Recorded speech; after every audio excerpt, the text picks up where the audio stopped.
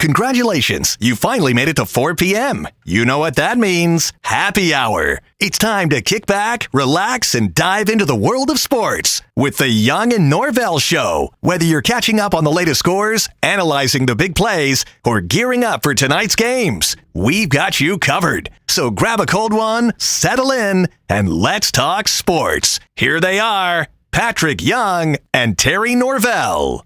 Oh my, I think tomorrow night's Jaguars-Steelers preseason game just got kicked up a notch or two. I'll tell you my theory, my thought process on that as we welcome you to the Young and Norvelle Show. Hope to hear from Patric Young a little bit later here on the program as we head into a busy weekend. We got NFL preseason. We've got obviously Major League Baseball starting to wind down. A lot of stuff going on. So hang tight with us through 6 o'clock at least, and we'll give you a lot of topics. Hope to hear from Brent Beard, talk some college sports / college football with our buddy Brent Beard. Got a lot to get to, and we'll cover it here for 2 solid hours right here on the Young and Norvelle Show. Casey Kurtz producing. Again, I'm Terry Norvelle. Hope to hear from Patric in a little bit. You know, last night there were some storylines, or at least one storyline, that I thought kind of made the Colts game a little watchable. And we talked as we welcome Patric Young. Pat, we talked yesterday. You know, preseason football is hard. NFL preseason, it's hard. There's not a lot to really get excited after about the first kickoff.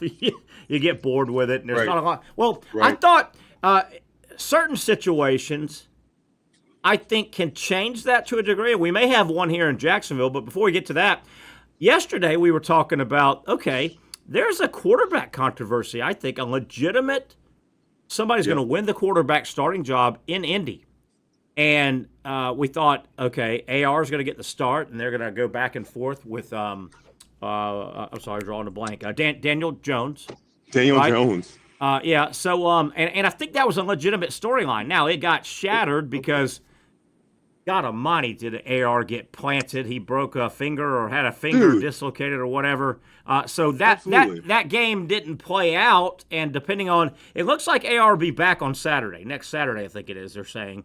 So I think he'll be okay. But there at least was a storyline. Let's stop right here. If you're AR, don't you have to see that blitzing defensive end coming on your open side? Yeah. God, he was. Yeah, it wasn't backside. It wasn't blind side. It was on his open side. No, it was the front side. Yeah. You hate to put the blame on him, but often, like Aaron Rodgers, you have your opinion.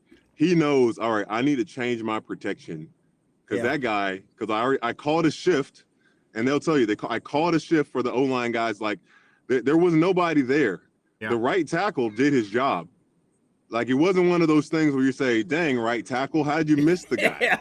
Yeah. No, he was engaged, and there's two things. They say, okay, I'm not going to call the change of protection here. I know I got to get the ball out quickly, quick. Yeah. Or I tell my tight end or my running back, come over here to chip this guy, at least. Yeah. Oh, it was a free run. It was a free run, and you never just see. That's what DNs, they salivate over opportunities to hit a quarterback like that. Yeah. But you know, the really good seasoned quarterbacks, even if all that happens to the negative, right? You forget to call a slide protection. You forget to alert a back to, hey, maybe call an audible back and slide to the right, not to all that. But the really good ones that have a feel, I think within the last 2 steps, they feel that guy, and they either duck forward, they duck back, they duck under, or something. And what a shame, because you know he needs Anthony Richardson. Not that Daniel Jones was any good last night. I mean, he was mediocre at best. He's 8 of 21 or 10 of 21. Yeah, but I mean that's 21. That's 20 more passes than AR threw. You know, you're like, man, he needs to get out there. I will say this though, it is a little discouraging when you read social media, and I read a lot of it this morning and last night when AR got hurt, and you still hear fans and read fans posting this kind of stuff, Patric, about AR. Made of glass. made of glass. And then I see a lot of this too. He should have stayed at Florida another year. Well, Patrick, help me out here. These are comments about Anthony Richardson after he gets injured. So I'm assuming these comments are about the injury. To me, Patrick, I don't think you're born with a propensity to get injured. Right? No. No. I don't think I don't think if you took blood out of Anthony Richardson's arm now and ran tests, I don't think it would come back and say, this guy, compared to that quarterback, this guy's going to get injured a lot. And the argument, you hear it a lot, he should have stayed at Florida another year. Well, what would that do for an injury? I don't know what fans think sometimes. Yeah, no, you make a good point, because people that aren't thinking big picture, they might say, in terms of, does he have some type of physical ailment in his DNA that makes? No, he doesn't. Oh. Like, it's not like Michael Phelps, where he has this natural ability to that his body does something different with the lactic acid. Yeah. So it's not one of those freak things. If you want to argue and say, well, he is playing football, it's a physical sport, blah, blah, blah. Yeah. Sure. Absolutely. Some guys have bad luck. Offensive lines, like, having a good one, it is so rare. Absolutely. But to be on the side of those people that say, look at Jaden Daniels, look at Jalen Hurts, look at CJ Stroud, I got to say, yeah, guys, you're right. What they put Anthony Richardson in an impossible situation.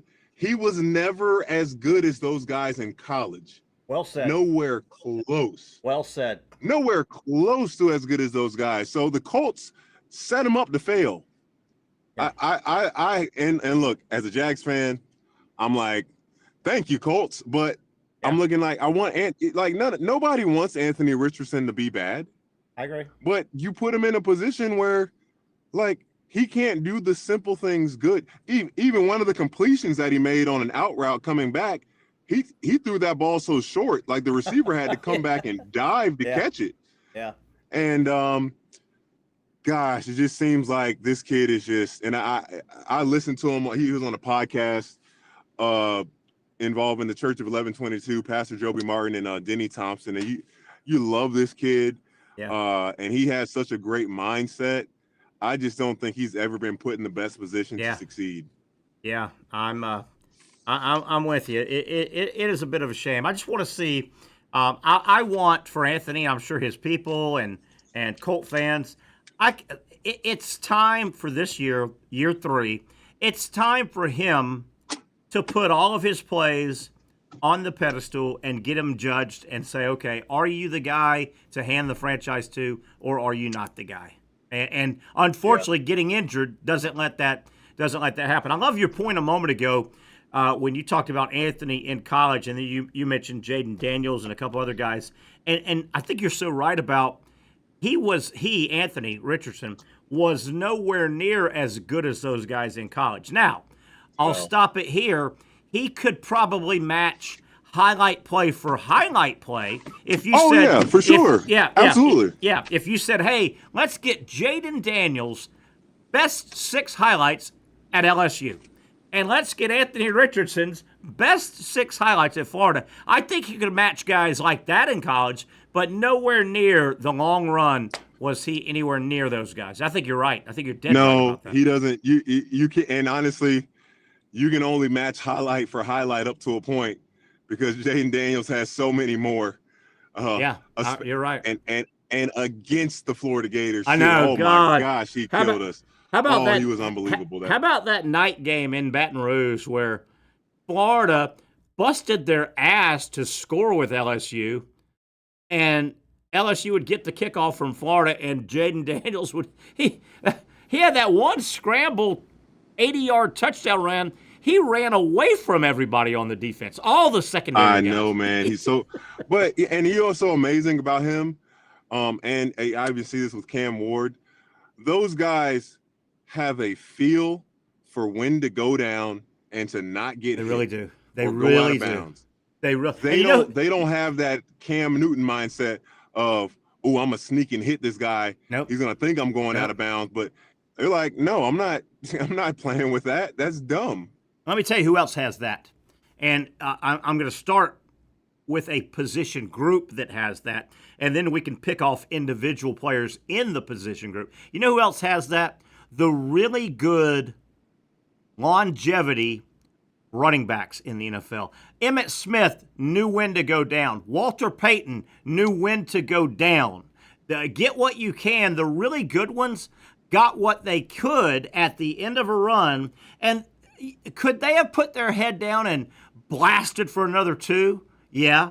But a lot of times they were getting out of the run, almost like a surfer getting off the wave, right? They were getting out of the run after they've gained 6 or 8 yards. And they're like, for the longevity and for my team, it's not worth it to just plow ahead for another, for an 8.5-yard gain instead of a 6-yard gain. The really good backs have that. They really do. They have that knack. You see that with receivers too. You see that with wide receivers. You could put a highlight tape together of Jerry Rice making 1,000,000 catches, the greatest receiver in the history of the NFL. Some people say the best player in the NFL. You could make a highlight tape of Jerry Rice in that San Francisco gold and red uniform, looking so good. He would make catches, make huge gains, and the good receivers, they dive at the ground. They don't want to get racked up by it. They don't want to get racked up by a safety and a cornerback or a linebacker dropping. They go down, man. The safeties have such a. It's almost like the safeties have the opportunity in their position to see the play before it happens. Really do. To an extent.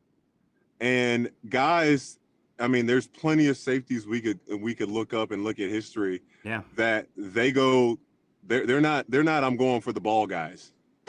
If you know what I mean. Yeah, absolutely. They say, oh, I got the timing to light this guy up.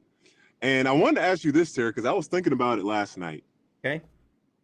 Don't you think that maybe the Colts could have took a gamble and grabbed Trey Lance? Maybe. I mean, at this point, Trey Lance is young. He actually did win some games. Yeah. In his super short stint in San Fran. Trey Lance is not going to play in Dallas as long as Dak is healthy. Yeah. And shoot, what do you got to lose? You can get him for super cheap. He had just as much upside and potential as Anthony Richardson did coming out of college, but he went to Green Bay, some super small school. Yeah. I just thought, I'm like, gosh, Daniel Jones, really?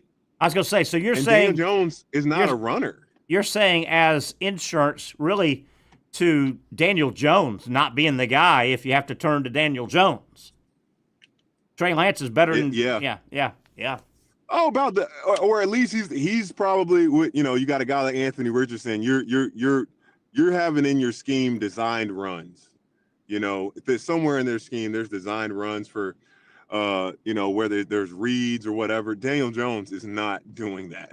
No. At least you got a guy in Trey Lance that's he's unproven.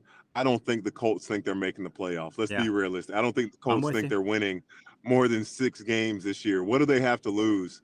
Yeah, I'm with you. Or even better, an even better one that I just came to mind, Hendon Hooker. Yeah. If Hendon Hooker didn't get hurt at Tennessee, I think he would have been a 1st or 2nd round draft pick. I agree. Like Hendon, he's competing for that 2nd string spot, and I don't blame him in the sense of like, hey, at least you're going to be at a winning organization. But shoot, take a risk on that guy. Yeah. And take him from the Lions. Yeah.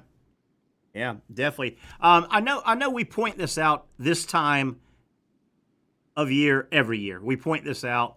You just plug the names in.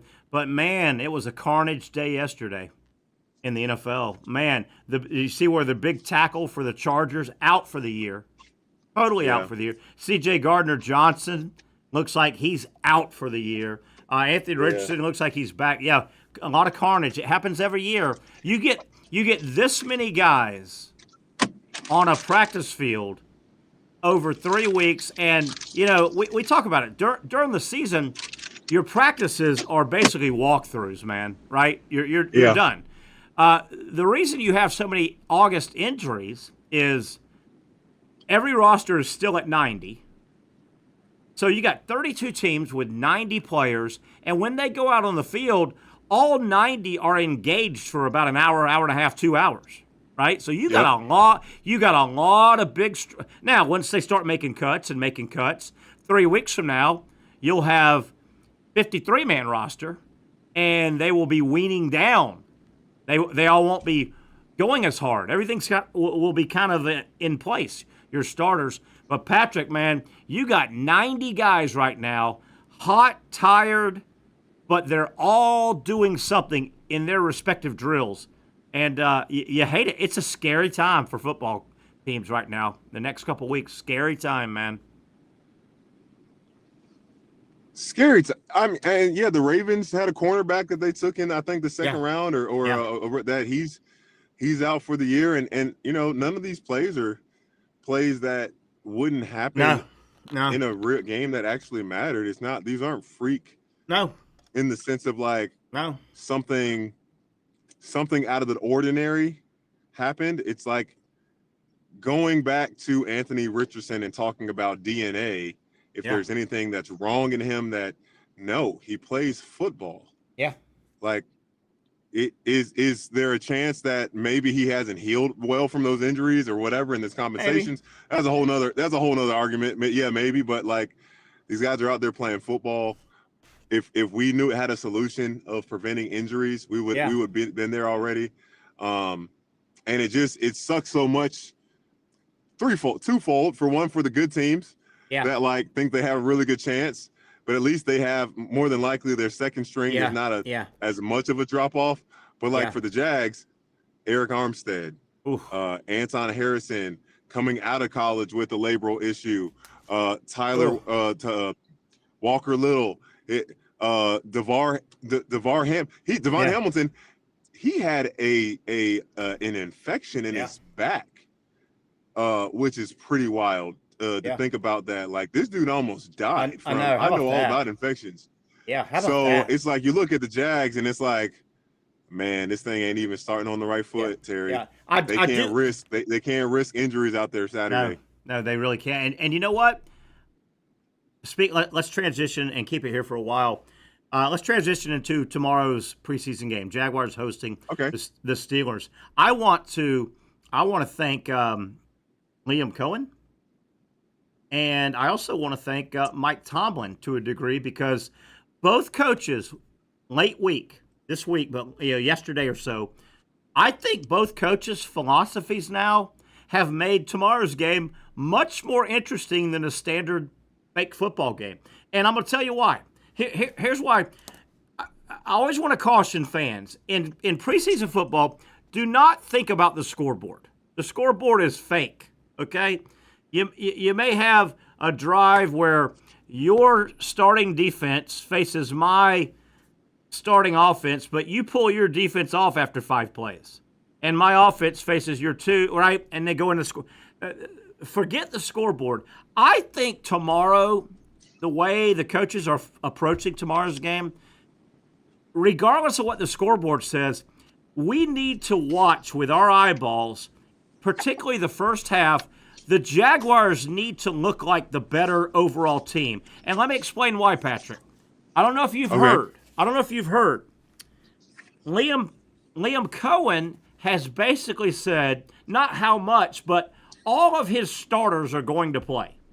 Now, that may mean the projected starting offensive line may play 5 snaps or 6 snaps. But he's come out and said all starters are going to play. Okay? Conversely, on the other side, it's already been reported that Mike Tomlin and the Steelers, they're holding almost all of their starters out. You're guys like Rodgers and Metcalf, J.J. Watt, Jalen Ramsey, Hayward, Jonnu Smith, Freiermuth, both tight ends, Joey Porter, Slay. Where I'm going with this, Patrick, if Sunday morning we wake up and we look back at Saturday's game, we go, damn, the Jaguars didn't really do a whole lot. The Steelers probably won the day. The Steelers are not playing anybody tomorrow. The Jaguars, and I know it's a new group for the Jaguars and all, but they better at least hold their own, or I mean, they're going to be playing a lot of second and third string against a lot of second and third string guys. Does that make any sense, Pat? I think it just ratcheted the game up tomorrow. I think so, and there's a few things to look at. One is there's guys that are fighting so hard to win their spot to make the roster. So you should, even late third quarter, fourth quarter, we should be seeing those guys that are fighting to stay on the depth chart, a high level of energy, high level of effort from those guys. And and listening to a lot of other stations on what they're talking about with the game, I just came down to say this: look, you can't expect anything to change if you don't try to change the way that you're doing it. Gotcha. So yes, is there a risk? Absolutely. But what do we have to lose the whole season? Team not going to be that good anyway. Yeah. But if this can give any glance or glimmer or for a different result, I think this is a risk worth taking because, this regime, there's so much that they're trying to get done. Nothing changes if you change nothing. Yeah. If they just lather, rinse, and repeat everything that was done previously, why would we expect anything to change? But to your point, that goes into what you said nonstop, Terry. Nothing changed with the offensive line. No. Not much. Nothing changed, or the D line. Nothing really changed there. So not much. Let's that they didn't do well on that spot. That's for sure. No. Another area tomorrow that needs work, and I mean this. What? I think it's easier than just a technicality. You just plug and play. Keep in mind, the head coach, who basically is the coordinator, offensive coordinator, the defensive coordinator. Those are your three biggest. These guys need to practice and work together. If Liam Cohen is going to literally try and be hands-on, call plays, help call plays, veto plays, this staff needs to work together. That right. and learn. Maybe a guy talks too much. Maybe Liam Cohen goes, "Hey, you got to lay out the first 10 seconds here. I want to get what I want to get out on the headset." No, you know what I mean? This staff, I think, needs to get some reps among themselves in live. You've got 30 seconds to get this blankety blank play in. I think they need some work. They're all new at their jobs. But that's that, and I'm so glad you brought that up because I didn't even think about that, Terry.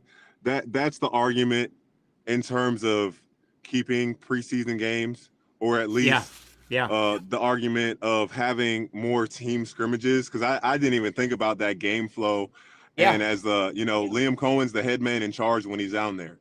He's got to get a feel for how he's gonna, and he's got to be able to say and coaches not take things personally. Hey man, I need you to lay out. I need you to stop talking at this point. Hey, or whatever. You got to figure that part out. I mean, Patrick, think about, and don't name any names, but think about the play-by-play guys you've worked with. You've been broadcasting a long time now. You're pushing 10 years of broadcasting. I mean, there are times you get stuck with a guy, first time with a guy, and he talks longer between plays. Oh.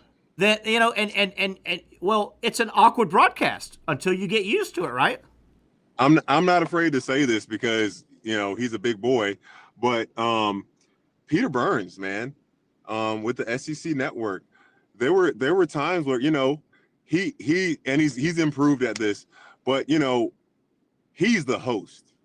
Mm-hmm. He's the one that technically is the one creating the environment and setting us up with such a short amount of time. Like at halftime, we got 2 minutes to talk between all the commercials. Yeah. And there'd be times, I mean, he would take a minute to set up what he wanted to say. Yeah. And I'm like, I think we figured out I didn't confront him or anything, but in my mind, I'm like, dude, people want to hear from the analysts. You're killing me. Like, people want to hear from the analysts, and there's let alone if there's two analysts. Terry.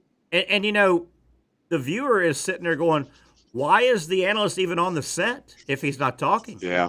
Why is he on? I got a great. I didn't do it wrong, but I got great advice years ago doing play-by-play. I had a veteran buddy of mine, and we got talking about skills and trying to be good, and we got talking about play-by-play or the host role, either the play-by-play or the host role. And he said, Terry, one thing some hosts I don't think ever got drilled at was do not answer your analyst the question you're going to ask your analyst. There's nothing worse. There's nothing worse than the host going, well, Patrick, it looked like Florida should have gone 2-3 at this point instead of man-to-man because they couldn't get the cutter, blah, blah, blah. Isn't that right? And I throw it to you. Yeah. Well, I just said your answer. You know, I mean, you're literally. What are you supposed to say? You know? You're literally giving me a yes or no question, and that is actually one thing. That's actually one thing that they harp on us about. Yeah. With player and coach interviews, in terms of the questions we ask, of like make sure we're not asking questions where they can just be like, yeah, that's it. Yeah. No, I tell you, not man, what happened. I'll go home. You know, I'll go home and watch national TV, not just sports either. I'll watch national shows, and I'll go home and I'll watch, without naming any names, some big boys that make a lot of money for hosting and interviewing. And I'll watch and, okay, I'll name one name. I like the guy, but he's so wordy, and he's known for answering the questions before he throws it to the analyst, is Sean Hannity. Sean Hannity will come on and say, I've got Patric Young. He's the Department of Defense leader, and we're going to talk about what's going on in Iran. And Patrick, don't you think blah, blah, blah, blah, blah, blah, blah, blah, blah, blah, blah, blah, blah, blah, blah, blah, blah. Yeah. And then he will have answered and eaten up all your time. You know? I know. Yeah, you know, and honestly, I remember, and I'm just using this as an example because I think all these networks do this. I remember with 60 Minutes, there was a clip of showing how the way they worded their questions. Yeah. It was always like they were just trying to get that person to confirm what they were already saying, their opinion. Is that right? And I'm like, that's so ingenuine. As a host at anything. Wow.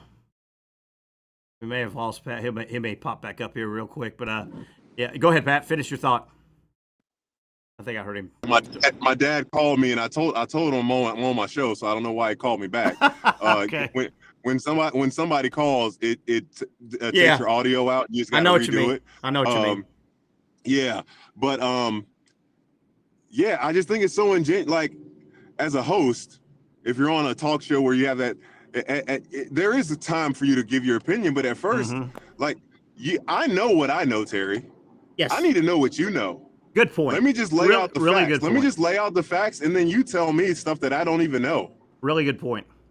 Really, really, really good point. I guess what we're saying is not to pat you on the back or myself on the back, but there's a little more to this than just, hey, is the microphone on? Is the camera on? Let's go. You know, it's right. It's a profession, and you need to get your at bat. I'm actually trying to do I've become a little bit more aware of this, piggybacking on that thing of I know what I know. Nice. Like, instead of, because sometimes you want to ask somebody a question and tell them, hey, Terry, what do you think about this? I think blah, blah, blah, blah, blah. Yes. And it's like, you know what? I know what I think. Let me hear what they're going to say first. Yeah. Because they might say something that's completely out of left field that's untainted by what I just said. Yes. Because, again, I already know what my opinion and thoughts are. So let me get someone else's full, untouched opinion on whatever. I like it. Hey, that is a great, I know what I know. That's a great saying. I'm going to bring up something. We'll go to break in a moment. I'm going to bring up something. I remember I said it on the show a couple weeks ago, but I'm going to say it again. And this was an epiphany I had about a year ago. And I don't always remember. I'm trying to remember as I'm out and about. But I'm like you, Pat. I get a lot of people ask me about teams or games. A lot of people will, hey, Terry, what's going on? Hey, how the Gators going to do? Hey, Terry, what's going on? Hey, and just out and about at the grocery store, at the wherever. Hey, Terry, what do you think of Thomas Castellano at FSU? Is he going to be any good? Hey, Terry, are the Jaguars going to be any good? So I'm like you. You probably get that a lot as well. I get that a lot. Yeah. About a year ago, I don't know why, I had an epiphany, and it hit me, and I go, Terry, almost every one of those people that ask me, they'll go, Terry, what do you think the Gators are going to do this year in football? My epiphany, and it's right, I think, is they really want to tell me what they think. Yeah. So I used to immediately, when they said, Terry, what do you think the Gators are going to do? I used to do this, Patrick. I used to go, well, I'm thinking, in the 8-4 range. I'm a little concerned with this, a little concerned with that. You know what I do now, if I remember it? Instead of me doing that first, and then they shoot back with, no, here's what's going to happen, blah, blah, blah, blah, blah, blah, blah. I go, what do you think? Yeah. I turn it on. I go, I let them say, because they really want to tell me what they think anyway. It's almost like they're not really even hearing me. So I think what it's people's way of trying to just talk about something they're excited about, because maybe this real life example, like for you and for me, the Florida Gators won the championship. Yeah. Like I've seen, I've heard, I've watched everything already. Right? We all did it together. Yes. And to an extent. Yes. I've talked about it ad nauseum. Yeah. And I think because people they just want to have somebody else to talk about it with, to be excited with. You're right. I think that might be I think you're right. People congratulate me. They say, Pat, hey man, congratulations on winning a national championship. I'm like, yeah man, I didn't really have anything to do with it, but it was fun to watch. That is so funny. But yeah, I've gotten to where, and I do it with a smile on my face, and I'm cordial. And I will, after they say what they think, I'll say, well, what do you think? And they're excited, man. They'll and then I go, okay, there's no need to be a jerk about it, but it's But I think it's almost always people either they want to commiserate with you, or they want to share the joy of. But I finally, I don't know why I woke up about a year ago and I went, wait a minute, Terry. When that guy asked me out in the public, he really just wants to tell me what he thinks. So just ask him, well, what do you think? It's fun, man. It's fun. That's great. That's fantastic. Absolutely. It is a lot of fun. All right, Pat, let's take a break, man. You probably got some stuff to get into. We got Major League Baseball. We'll have Brent Beard. College football, some stuff. I've got some fun Friday, this date in sports history. I got a good one. Okay, we'll come. Good one for you guys on the other side. All right, keep it on deck. Keep it on deck. He's Patrick Young. I'm Terry Norvelle. We're cruising through a fun Friday edition of the Young and Norvelle Show.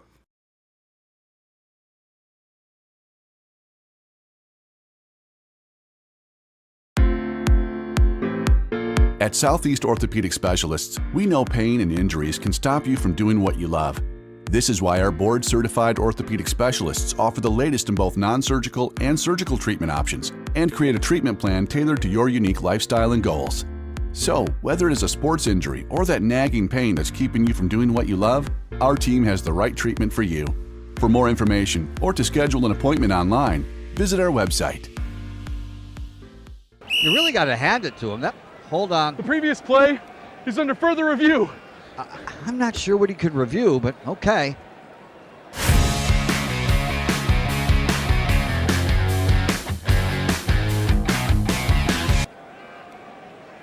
Sure has been a while. Dine in at Hurricane Grill and Wings for the football season. Well, there he is. Oh, what is that?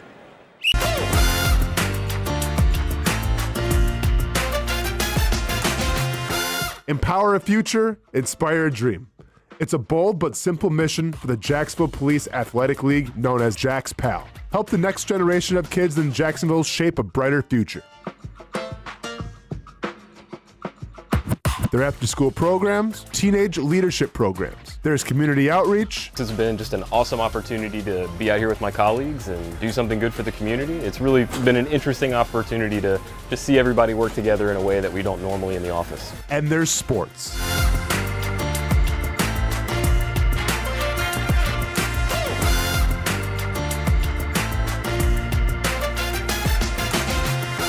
There are also ways you can help the next generation with a donation of any kind. Just visit jaxpal.org to get more information. Empower a future, inspire a dream with Jax Pal. Finally, a family atmosphere, kid-friendly restaurant with a real sports bar feel. Bricks Jax Beach features all of that and a large, climate-controlled covered patio with misting fans and heaters for all seasons. Mix in an extremely diverse menu that features the most quality and affordable steak at the beach, and there's no reason not to enjoy your next lunch, dinner, happy hour, or big sporting event at Bricks Jax Beach, 300 2nd Street North in Jacksonville Beach. See you at Bricks Jax Beach. There's a saying in sports, you can't win them all, but you can win a lot with good folks on your team. Like that one painter, First Coast. It's tough to beat the sun in Florida, so your home fades. It's tough to beat that HOA when they come calling. Beat the sun, beat the HOA with that one painter, First Coast. And it's a good time to do it. Less rain to work around and painting in mild temperatures is perfect. After all, the paint bonds to the surface so much better. Give that one painter First Coast a call at 904-417-3557 or look them up at first-coast.thatonepainter.com. Fast estimate, guidance on color and HOA requirements, and the highest quality job you'll find anywhere. Be a big winner in your neighborhood with that one painter First Coast on your team.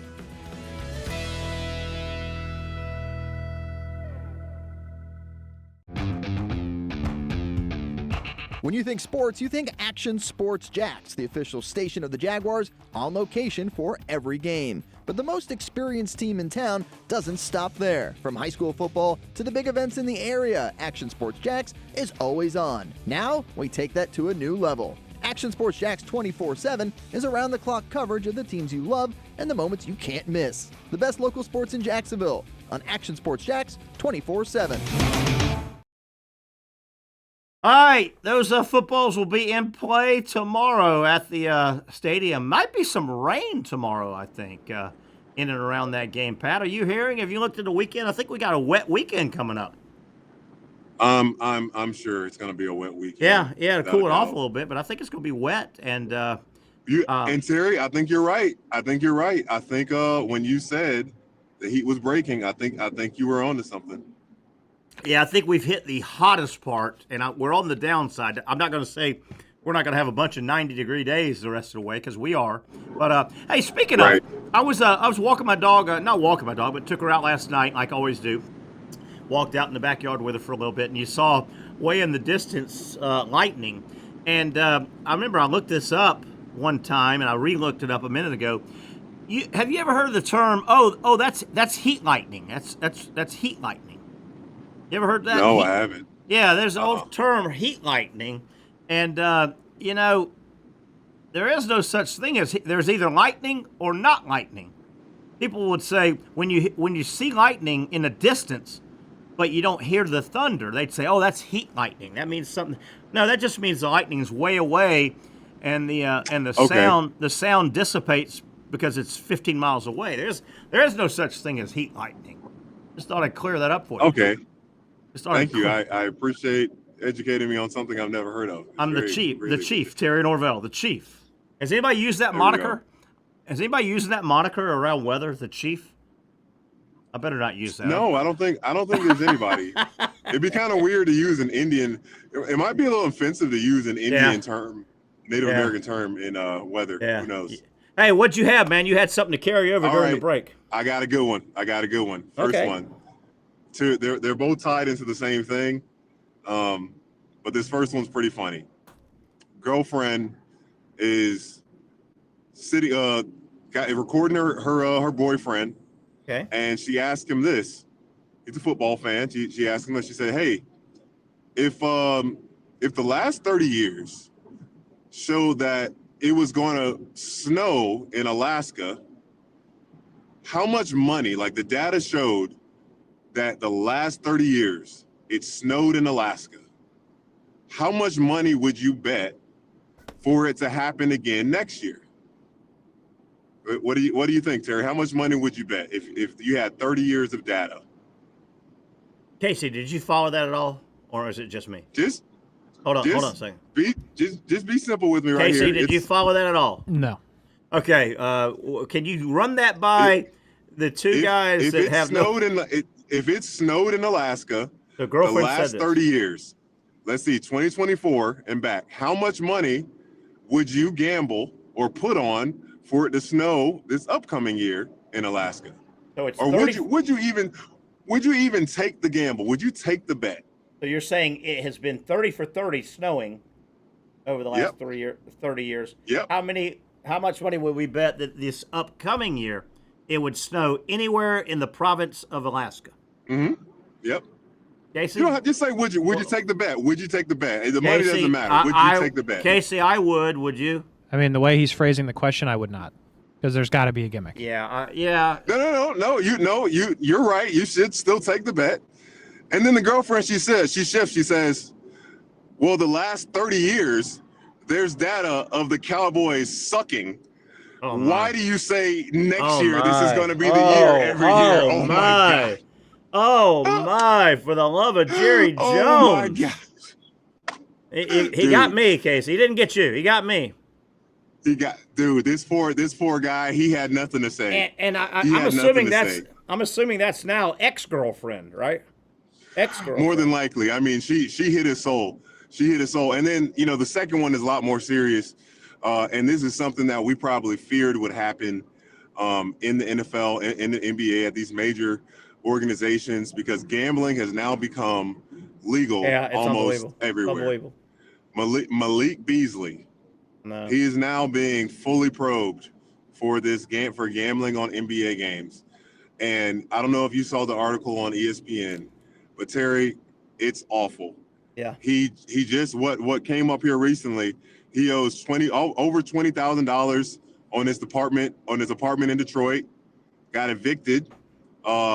He owes well over $650,000 to his agent on an advance. He owes a dentist money. He owes a barber money. Oh. And he is in Europe, probably trying to find a way to never come back to America. Wow. Well, when this gambling thing hit hard here in our country, and when I say hit hard, gambling around sports, stuff and sports that we follow, when it really hit a couple years ago, and it's here to stay, it's not going to go anywhere. I think we all agree. Right. I'm not a gambler much, nor are you. Not that I put a lot of thought process into it, but I always thought, okay, with gambling, the first fear is the games are fixed. Right. And my lack of gambling knowledge, when I thought a couple years ago, okay, the games are fixed. Okay, that's a couple teammates on each team getting together and saying, hey, this night you're supposed to win. So at the end of the game, we're going to make sure you win. I always thought that was the way most of it. The way that a lot of it gets done and it gets popped too is the individual getting some people to bet on himself to have a bad game, because it's easier if I'm playing. No, Pat, if you are playing a game and I go to you and I say, Pat, I want to put $100,000 on you, your performance tonight, your individual performance. If I say, Pat, it's riskier if I say, Pat, you need to score 25 or more, versus, Pat, I need you to score no more than 6. It's easier to manipulate it where you don't score, right? And that's how a lot of these guys get caught. Absolutely. Isn't that weird? I've never thought of that. Yeah. They'll say. Well, I guess the good thing is that these leagues have tried to police it with having the ability to see some oddities. And honestly, though, yes, I think the system, if you're patient enough to do this over a 5-10 year period, I think you could get away doing it once. do it once or twice a year. You know, sadly to say, I think an NBA player, if they just had the mindset, we're going to be extremely slow, extremely patient. Like, we're not going to make this seem, and like, all of a sudden, there's just been some odd betting in this month for this player to show a clear pattern. Yeah, I'm not saying in any way to do that, but I think it's still it's a possibility. Shoot, it could be happening now. But they're doing it so well, we just have no idea. I agree. Some of the articles I've read when people get busted for underperforming. Let's use that word, underperforming, right? It has stood out. When you read the article, it'll stand. It would be like you, Pat. My guess, without having your Florida numbers and your European numbers in front of me, my guess would be, Patric Young, that you had a pretty high field goal percentage at Florida because you took shots close to the basket. Number one, you didn't take a volume of shots. You weren't the number one scorer, and you took shots close. Well, you'll see these guys that get busted with their buddies making underperforming bets, and all of a sudden you'll have like a Malik Beasley, and he will have been in the league 8 years, and he will have shot, 49.5%, pretty decent, 52%, right?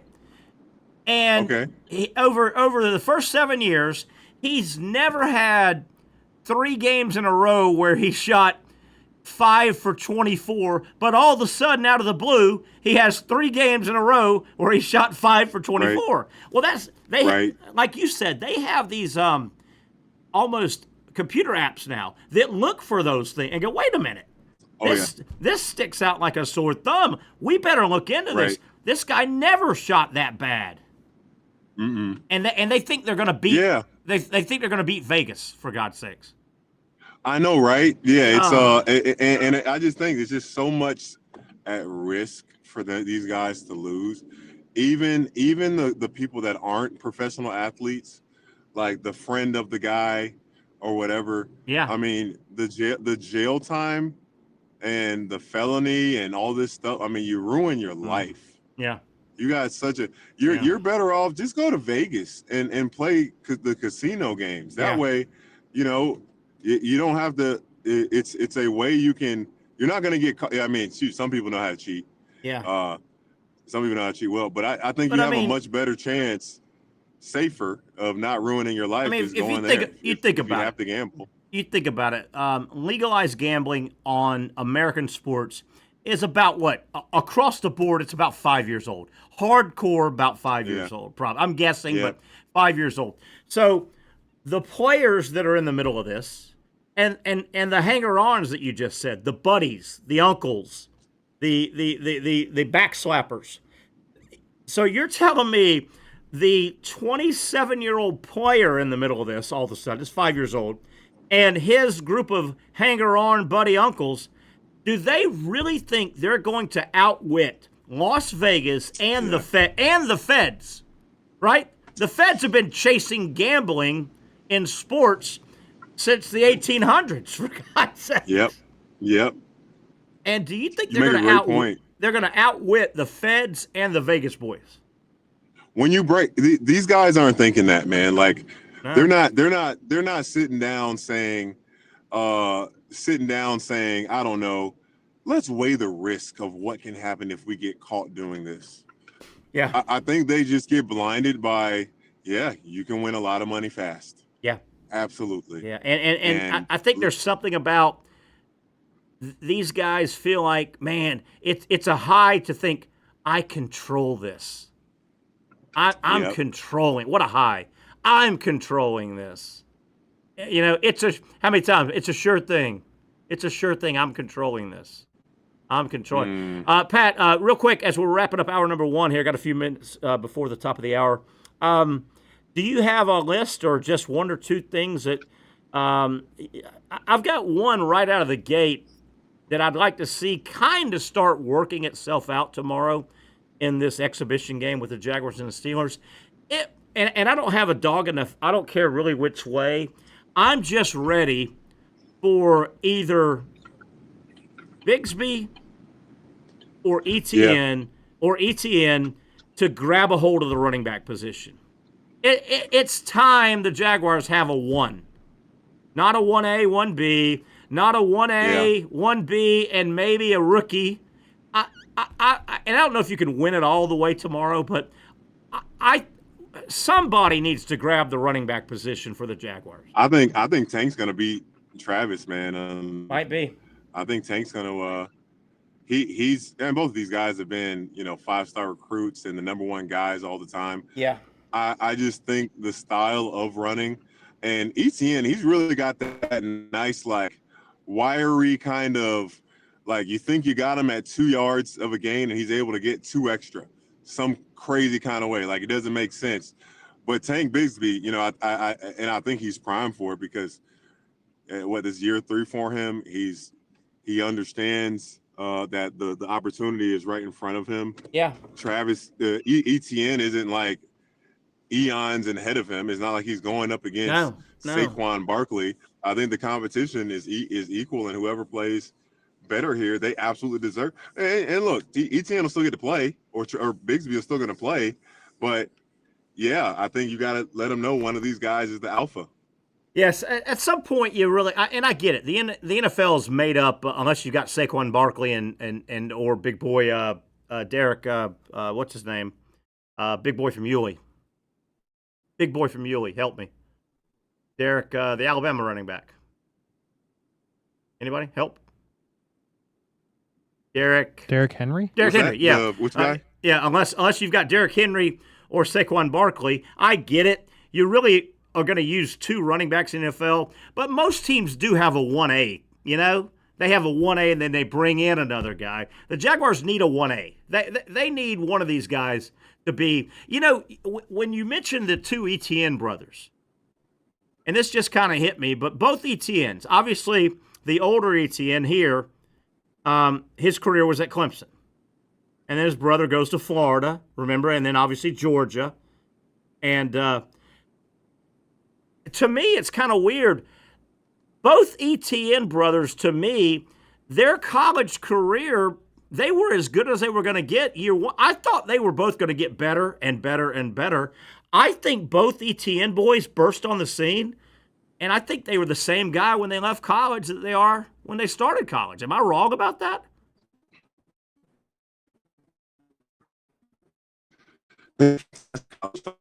Oh, losing Pat a little bit.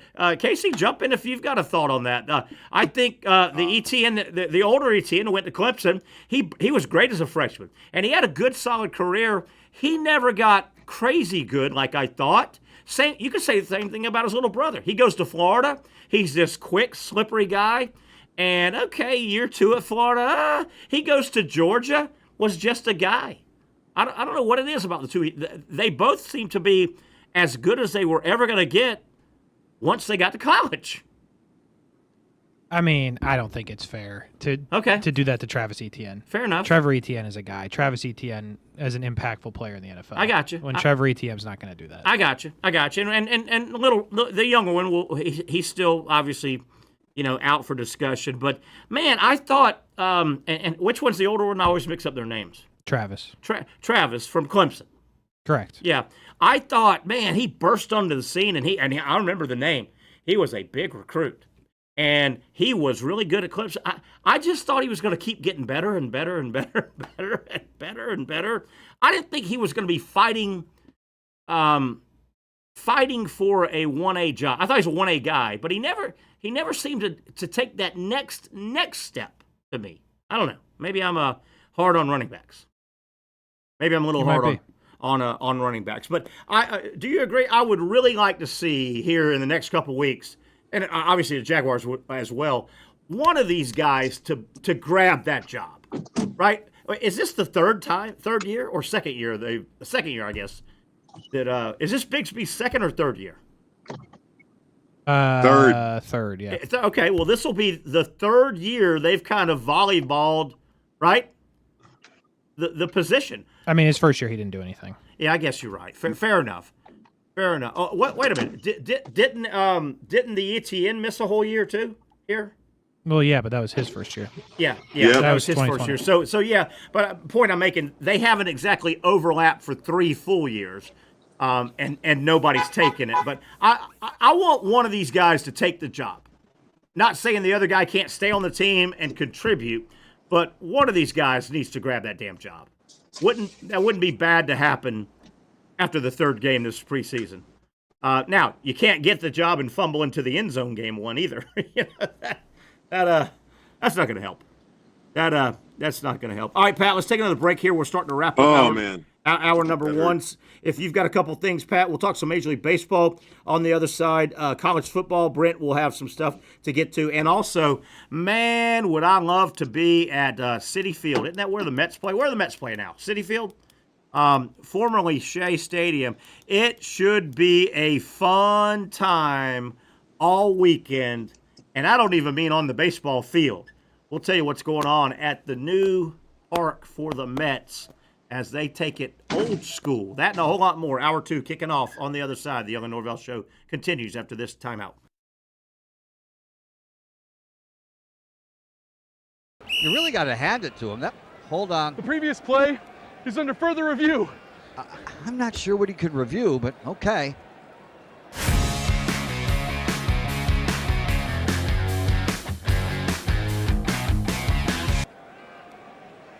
Sure has been a while.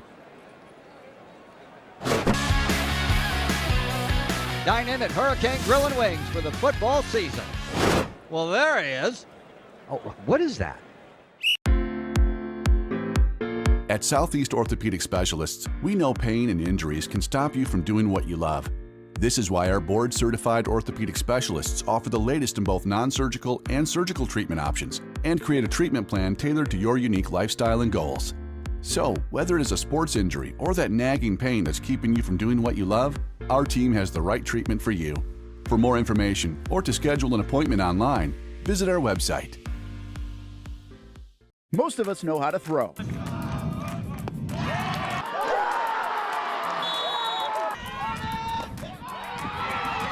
But you need to know what to throw. I'm not talking about footballs, baseballs, softballs. We're talking about those items you need to recycle. Republic Services explains it easy. Recycling simplified. 1. Know what to throw. When in doubt, throw it out. 2. Empty, clean, and dry those materials. It takes an extra minute, but it makes a big difference. And 3. Don't bag it. This makes the recycling process faster and more efficient. This is a look at the Republic Services North Florida Recycling Center. You can make this process even more efficient. By utilizing those 3 steps, Republic Services can help you become a better recycler in your home. Learn more at recyclingsimplified.com.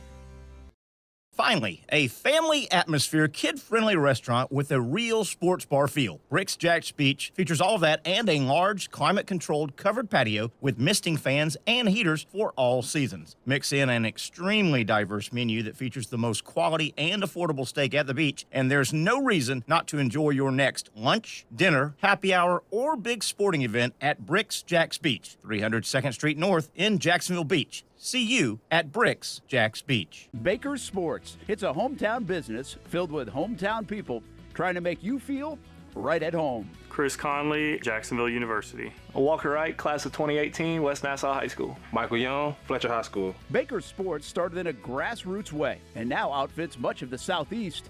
Will Olive, Mandarin High School. Go Stangs. High school sports, travel sports, youth sports of all kinds. They are a one-stop shop carrying Nike, Adidas, Under Armour brands, and more.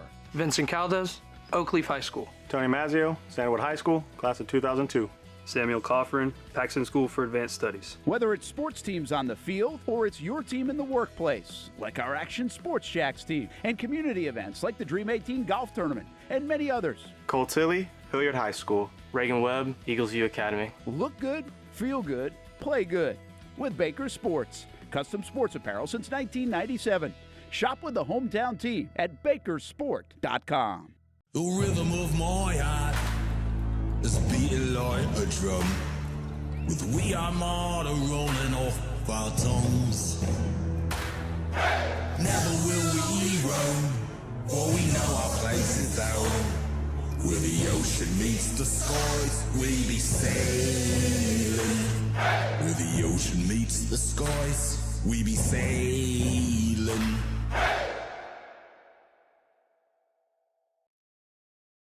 Oh, I'll tell you one thing. That's a shot of the College Football Hall of Fame in Atlanta. They know how to party in Atlanta, but they know what they're doing when it comes to throwing a little party in New York City. Welcome back, Terry Norvelle. Patric Young, I think, still with us. Pat, you there? Still there? Checking with Pat. I hope he's still there. I want him to hear this story. We'll talk, I hope, with Brent Beard somewhere here in the second hour on some college football. We got some Major League Baseball to get to, a couple other topics as well. This is just kind of a miscellaneous topic coming up. But coming up 1 week from today, August 15th. Man, I would like to be at this little party they're going to throw. The New York Mets will honor the 60th anniversary of the Beatles' live concert performance in Shea Stadium 60 years ago. Next Friday, the Mariners will be in town. Big series, two good teams. The 1965 performance was a milestone because the Beatles became the first rock band to perform a major stadium concert. And Casey, that surprised me a little bit. Obviously, big stadiums have been around a long time. This was back in 65, but big stadiums have been around a long time. And big rock groups have been around a long time. Surprised me. The first major stadium outdoor concert was the Beatles playing at Shea Stadium in 1965. Does that surprise you? Not really. Surprised me a little bit. I thought somebody, I don't know. I mean, who was super famous before the Beatles? Around that time, Elvis was big. Yeah, you make a good point in terms of groups. Right? I mean, You had, Little Richard, and you had different, Liberace was big, different type of music. Big band was big back in that. Remember that, Glenn Miller and things like that, way back, 30s and 40s. But I guess you do make a good point. We didn't have the big rock band and the international world tours. Right. I mean, Zeppelin. And they themselves were international. Yeah. Yeah. But, you think about, the Beatles are the Beatles, and they're a class of their own. I think most historians would say that. But you think of the other just mega international acts, groups, rock groups, big groups. They came after. Led Zeppelin. The Stones hadn't popped yet. The Who, and then we get in the 70s and the 80s, and the rock band got huge, AC/DC, but yeah, you make a good point. There weren't really that many massive groups that really could have. And I guess the worst thing is, Casey, put together a big stadium tour and only sell out 25% of the seats. Yeah, that wouldn't go well. Yeah, not good. How about that, Pat? Did you hear that story? No, I missed it. A big deal coming up next Friday, 1 week from today, in Citi Field where the Mets play. The Mets will honor the 60th anniversary of the Beatles playing the first ever major stadium concert when they played a concert at Shea Stadium. By the way, next Friday they'll do it. They're going to honor it. Obviously, they'll have nothing but Beatle music played all night, and you got to believe people are going to dress up in the 60s theme, right? That'd be fun to go to, wouldn't it? Be a lot of fun. I'm not a big, but yeah, if you're into that, absolutely, that'd be a blast. Well, if you and I would go on the flight up, I could learn you some culture. Okay, I could educate you some. I would have to get. But yeah, if you've ever heard, there are documentaries. I've watched many documentaries on this. It was a madhouse, absolute mad. They played basically. They put the little stage they set up was basically at second base because it was Shea Stadium. It was Shea Stadium, and that's where the Mets played, right? And it was in August of '65, and probably, they just crammed and nothing but screaming girls. And the Beatles have said many times they literally could not hear. They were just hoping they were playing the songs right because of the just unstoppable screaming of the girls. And if you watch the documentary, the live documentary, and this was many concerts that the Beatles had, but this was a big deal. Outside, hot, summertime, August of '65. I mean, there are many shots where New York's finest, they're carrying teenage girls passed out. They just were so delirious and they just passed out. Just passed out. Well, I don't know about you, but have you ever been like so amped that you're like yelling and screaming or whatever, and then you get a little lightheaded? Yeah, you see a little. Yes. Yeah. That's probably what they were doing ad nauseum. Yeah. I agree. That'd be fun to go to next Friday, though. It'd be a lot of fun. I bet you got to believe all the walk-up songs will be Beatles songs and even for the Spanish players. Good call. Good call. Beatles in Spanish. I don't know. Okay, the celebration next Friday begins with a performance by the 1964 The Tribute in front of a Shea Stadium bridge at 6:15. So they'll have a tribute band. First 15,000 fans to enter Citi Field will receive an exclusive Shea Stadium replica. Celebrations continue through the night. The first pitch will be thrown by members of the game day staff. Wow, how about this? The game day staff who actually worked the famous concert in '65. Oh, wow. So they're 70-something probably, 75. Wow. Yeah, must have been teenagers back then. No, that's cool. That is cool. After the game, fans can stay put for a special themed fireworks show. So that'll be fun. That'll be a lot of fun. And, boy, the Mets, they're, speaking of baseball, boy, the Mets and the Phillies, boy, they've been locked up in a fun race all year, man. I looked it up today, Pat. 8 weekends left in Major League Baseball, so this thing's starting to get 8 weekends. That's it, huh? Yeah, so if you're chasing somebody down, you better start chasing. Hey, what's your shirt you got on there? What do we got there? Oh, this is the Rep the Ride shirt, the one I need to get you one of these. Back up. Yeah, oh, yeah. I like. Oh, yeah. That's nice. This is more workout material. So when you I need that in a long sleeve, please. A white long sleeve. I'll take one of those, please. In a long sleeve. That's nice. We'll probably maybe in the golf tournament we'll do some long sleeve, but is that a new design? Is that a new design? Yeah. I worked with a marketing team here in Jacksonville. They're pretty good, and that's sharp. They came up with the name, got to put on the shirt, and because the event was hosted at my buddy's gym, Excel Performance, so we got him on the sleeve.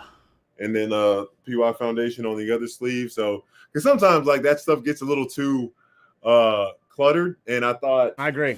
This is the perfect way to represent.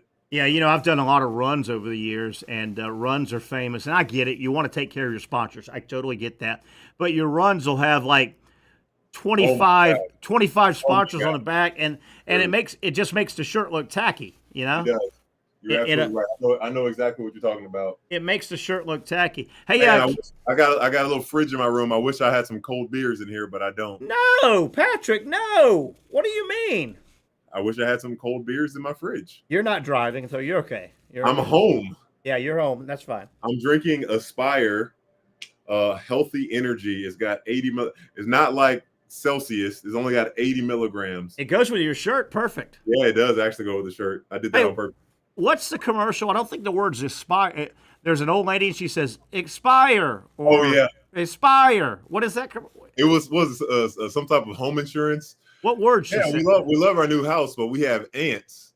And you're like, are they talking about the insects? And no, they meant like Aunt Jenny that's in the fridge, and she's like, expired. Oh, expired. No, I know what it is now. It's isn't it that commercial where the young couple bought a big house and the aunt comes over and thinks it's maybe too much house for you? Yes. Yeah. There you go. And she's going through the refrigerator. Expired. Yeah. Expired. Are you I hate to say this because I'm kind of always been down on NFL preseason football. kind of excited for tomorrow's little game for the Jaguars. Yeah. I mean, I think we probably always get at this point because a little excited. Like we're about to go every weekend up until February. Yeah. It's going to be football. Obviously, this football isn't the kind that we're like overly excited about, but here we go, man. Yeah. We're in it. Yeah, definitely. Hey, Casey, I'm not sure I want to catch you without being prepared. Did you have a chance, Pat? I want you to see this still photography, this still photo. This date in sports history, 1976, this was actually a baseball uniform. Look at this. They actually played, that's the Chicago White Sox playing a baseball game today. And look, you see it. That was the uniform. That man right there's got some muscular legs, man. No doubt. But how bad is that? That's a Major League Baseball game. Gosh. Obviously, the Chicago White Sox and Bill Veeck, their owner, was known to be kind of different. And Baller looks awful. He had a thought that amazing. He had a thought by mid to late summer. It's so hot. You know what? Let's put our guys in shorts and cool them down. They actually played 3 games over like 3 days in these uniforms before, and the players hated them. Can you imagine, Patrick, you're told in the great tradition-led game of baseball. I mean, baseball goes back 175 years. Traditional baseball, and you're a professional player and your owner says, you have to wear this. I don't have words. How bad is that? And I have words for that. And one of the main reasons the players the players hated it, and he made them do it anyway. And obviously it only lasts a couple games, and the pushback.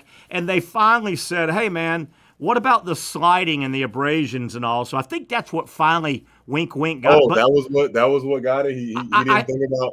He didn't think about player safety beforehand. No, and I think wink, wink. That's what finally got the players to get him to change his mind.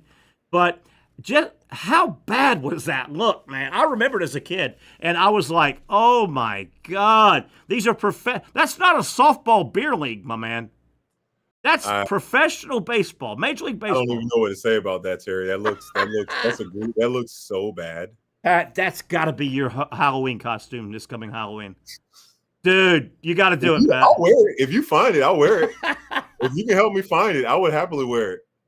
Baseball guy, Casey Kurtz. Are you a Halloween guy? Like no, in the past of like no, I think it's the stupidest holiday we got. I know, right? I think you would do a great Fred Flintstone. I don't know why that just popped in my head. I have no idea. Me? Why. Yeah.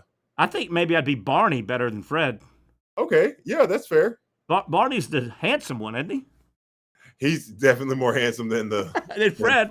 Fred's nose is covers his whole face. Casey, what about the uniforms? The White Sox uniforms. Casey. It's pretty terrible. Casey, pretty terrible, he said. Yeah. Get it, man. Oh, that's bad. That is bad stuff. All right, here's another baseball. And I remember as a youngster when this happened. I was probably 20, 21, 22. 1988. A little bit older than that, maybe. 1988. The